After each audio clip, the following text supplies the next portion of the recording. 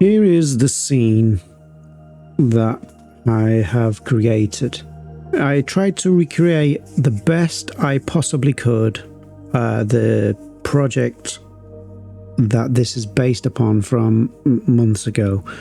And all it is we have a backdrop here, which is just this, with, I presume it has a material on it. Yep, a black backdrop. We then have a floor, which is just a plane, I do believe. Let's have a look. Yep. Is it? Yep. Well, yeah. Oh, it's just the basic floor from UnrealEngine. Oh, okay. And then that's got a walnut material on it. We don't really get to see the floor much in the cinematics. And then I have hanging particles, which are just what come with the starter pack. And then at the back I have 3 planes, 1, 2 and 3, and they have pixels images on them with this particular texture on there, and that is it. The idea behind this is that when I am using a camera and depth of field is at work, these will be blurred anyway, so you don't really see them. Then I have various cameras, and let's have a look. Post-process, there's nothing special going on in the post-process. There's lumen is enabled, but obviously that's not used on the skeletal mesh unless they've changed that. Let's have a look. Lumen scene. No, look, this is all that lumen is affecting at the minute. Let's disable that again. Right to lit. And obviously I have my lights, which is a fill light, a key light, a rim light, and then a couple more rect lights and a point light. So let's see if we can see what each light is doing. So I am going to zoom out a little bit more now. Draw debug plane. There we go. And so let's go through the lights. I want to start with these rect lights. What are these doing? That one is a pink light. I can't actually see what that one's doing. I would guess that is for the lower body, the abdomen area. Yeah, in fact, yeah, I would say that's what that is. I don't want to go down there yet because we'll lose focus. This rect light is behind the character, and it's the purple glow you see coming from behind. Again, that's just a basic rect light. I don't think it's got any texture or anything on there. Oh yeah, it's got a softbox texture, which is just this here, and that is from a pack, I do believe. This point light is like a cream color. What's that one? Oh, it's this side of the face. In my original promo, this was green, but I didn't like it when I came to do this, so I changed it again. Yeah, so that's like kind of like our main key light there, like so. And then we have this point light. What's this doing? That's the other side of the face. So if you wanted it to be a bit more moody, you would do that. Then we have this point light, which again is probably the lower part of the body, which we can't see at the moment. Then we have a fill light, which is just again filling in more side. I'm pointing at the screen here. There, it's just filling in there. And what's the colour? Yeah, it's closer to red. It just adds that there, look. And this key light is just shining to this side. Again, just filling out light. And then we have a rim light, which is the light above, or hair light. And that is literally it. I don't think there's anything else. No, that's all the lights we have. So with that all explained, I now want to move on to a cinematic shot. Here we are in a cinematic shot that I created for this character. If we hit play,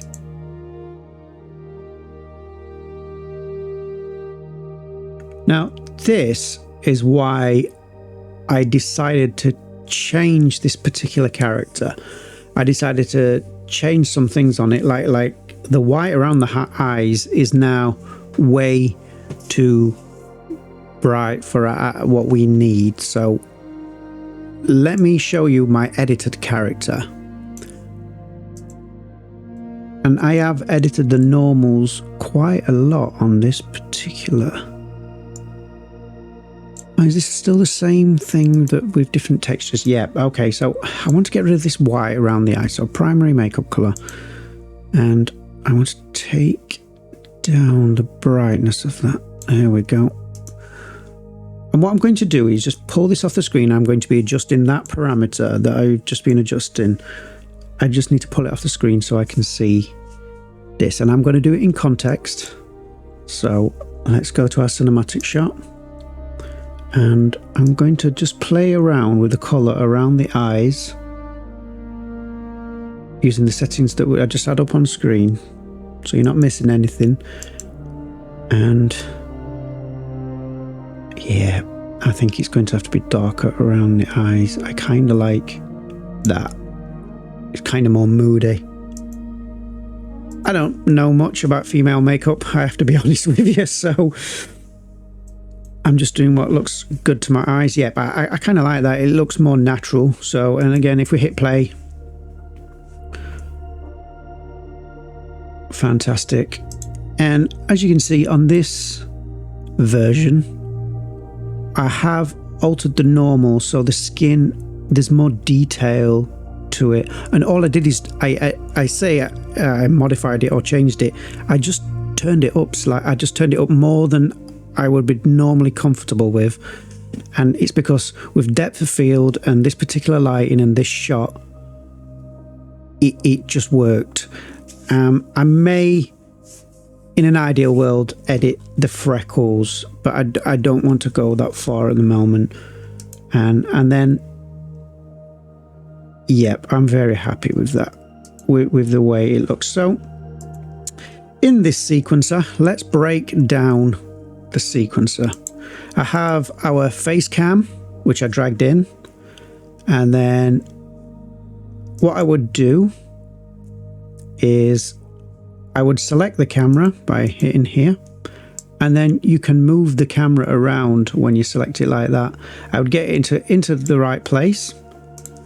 I would then create keyframes for transform, our focal length, manual focus, distance, aperture, and so on. But for now, I'm not doing that. And then I would, in this case, the camera just moves down ever so slightly. Watch carefully. It moves from the eye and it slowly lowers down. And then, as in other tutorials, I have the Cinemotion. Oh, I don't seem to have any camera animation. That's fascinating. Let me try again. Right, so I'm going to do that now. I'm going to add some camera animation, and this is from the Cinemotion 2 pack, which is available on Epic Marketplace. And let's type in, I just want this to be tight because it was so closed in. I want it to be a smooth, tight shot. So we have tight, smooth, A4. Let me try that. And then, so this will add some camera movement as well. because of the idle animation and the body is creating movement and making the head move, camera movement, maybe there's too much now. But it just gives it a more natural feel, because without all those things, in fact, let's do that now. I'll show you exactly what I'm talking about, so I'm not just rambling. Let me get rid of that to the top. And now I'm going to hit play with no character animation and no camera animation. This is what we have. It's still a very nice shot. It's just, it doesn't feel alive. You see? So then again, with just our camera animation, tight, and it was A4 smooth. I want it to be very smooth. This is with slight camera animation, and it's just moving gently, just ever so gently. And then with the character animation combined with that, I'm actually going to apply the animation here. So add track, and we find our body. There we go. We've already got face here. Look, that I'm going to get to the facial animation shortly, but we want to add animation to the body. So animation, and just idle retargeted, and I'm going to, there's no need to blend these together because it actually loops, so I'm just going to put them end to end and then hit play. And as you can see, with the camera movement and the body movement, it just brings the whole thing to life. Onto our facial animation. So this is just using our facial control board, and how I brought that up is I went to our face. Again, to find that, we click on our blueprint and we choose face, and then this track appears. Then from this track, and we go up to, in normal circumstances, it will say control rig up here. Obviously, I've already added one. Let me delete that. And then, yeah, look, see, it says control rig here. We go to asset based control rig and face control board. If for some reason your face control board does not work, I have a tutorial about that on my channel. Go and check that out. But for now, anyway, I want to go back to what I had because it took a while. And all I've done is just done various parts. We're about to crash, by the way. The engine's frozen up. So I will come back to this in a moment when I've rebooted. Okay, back after a crash. I actually lost quite a bit of work and I've had to recover it. Okay, so we were going to do facial animation, wasn't we? And that threw me off a little bit, that crash that time.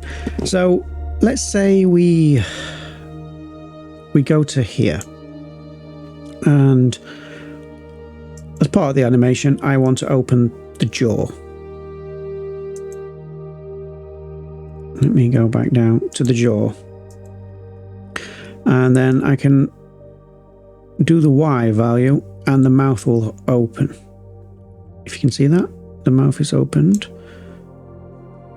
Let me go to where we can see her face a little clearer. Maybe there. That's better. So then if I were to open the jaw here using the Y value, I can do that. Now, I found I do this more than using our facial control board, which should be over here somewhere. Let me just drag this over. It's very difficult for me to see it here, so let's just turn off. There you go, our facial control board is here. Again, Gabriella from Feeding Wolves has a tutorial about this on her channel, which is fantastic. But when I'm in a rush like this, I tend not to use these for some reason. It's just, I just come down to the specific values. I know I want the mouth open, so I'll come to the jaw and I will do this. And so obviously there is various controls for various things. One of them is blinking, so if I was to type in blink, the value is just there. And look, her eyes open and close. And it's as simple as that. I mean, you may find it easier to use these controls, and I'm sure I would if I spent enough time with them. But at the moment, I just find it quicker to work here, especially when I'm doing tutorials and I'm working on one screen. And I know you can break it down into separate windows here in the editor by going up here. Oh, sorry, here. But I can't seem to work that way. It's a strange one. But yeah, so that is how I would get what you see on screen, which is if we hit play, she's blinking, I do a little bit of a cheek movement, her mouth opens. It's just setting these keyframes here, and I just do it by eye. There's nothing scientific to it. I just doing that. I'm not the best animator in the world. I just know what I like and I do that. Very simple stuff. Right, let's go out of animation mode, hopefully without crashing. Now, I did record some other scenes just to show you. So we have this face one here. And in this one, again, I use the same techniques. Let me just click onto our cinematic bone. She starts off looking that way, she looks across, and then eventually her eyes will wander back almost to us. Almost. It's like, so the best way I can describe it is that at the time I was listening like to dramatic music, like for not like a sad scene, but you know, a contemplative sort of scene. And so her eyes are kind of distant. If she was looking right at us, so it's like she is looking at us, but there's a distance there, like you know, when you're talking to a human being and they're like dead inside, there's just something missing behind the eyes, and that's why I went for this particular end animation, which again, I just simply came to our facial control rig, which is, I typed in eye. You may find the control board easier to do this. And I just came down to I aim, yeah, Control C, I, which moves the eyes side to side. Like so. I just want to squeeze in at the end of this tutorial, while I was sat here thinking about it, I want to convert this control rig animation. In this case, we have this. I want to convert that facial animation into an animation that we can move around, etc. So what I want to do is go to our face track, right click and create linked animation sequence. And here we go. And I want to save that in our Rach animations face. And what shot is this? Shot 3. I want to call this shot 3. Click OK. And yeah, I'm fine with all that. Export. Now, what we should have, if we go to the folder I just saved that in, is MetaHumans, Rach, animations, and face, is this.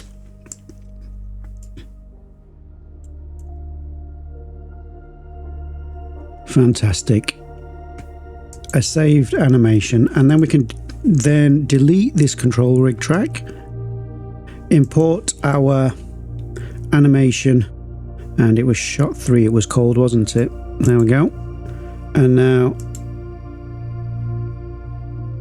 we have an animation track made from our control rig, While I'm here, I just want to add body and add our idle animation here, idle retargeted, and again duplicate that so it goes to the end of the sequence, and hopefully that's it. Now we have our 2 animation tracks, and it's a lot easier to move from shot to shot now with this. And finally, I'm going to render out my scene by clicking here. I have, if we go to plugins, I did this off screen, so I enabled movie render queue here and additional passes for something else that I was working on, but I'm using movie render queue at the moment. And then I hit here. I do have a saved config. I have quite a few, and with this one I'll open it up and I'll show you some of the settings. I'm exporting to an EXR. It's not multi-layer in this case. I have deferred rendering,